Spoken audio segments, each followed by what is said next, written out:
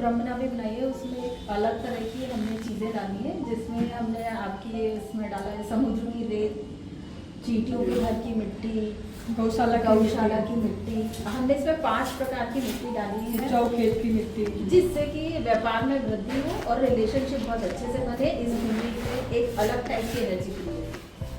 तो आज हमने ब्रह्मनाभि एक अलग टाइप की ब्रह्मनाभि बनाई है यहाँ पर। और दूसरा हमने जो चबूतरा बनाया है,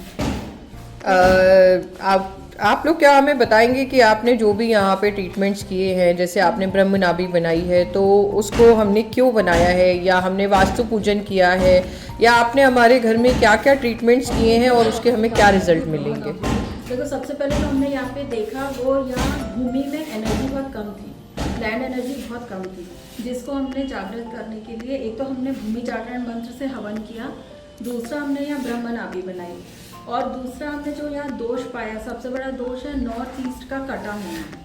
तो नॉर्थ ईस्ट का कटा होना वो हमारे व्यापार से संबंधित रहता है और हमारे घर से भी रिलेटेड रहता है।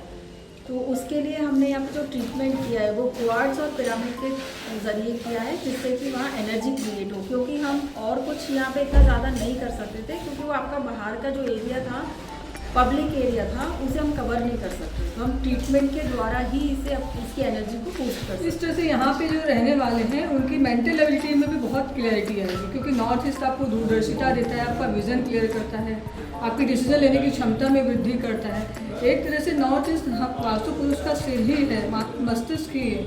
अगर आपको भी पता है कि अगर ब्रेन अच्छा कार्य करेगा तो सारी चीज़ें अच्छी हों। जो गुरु का स्थान माना गया है जिसे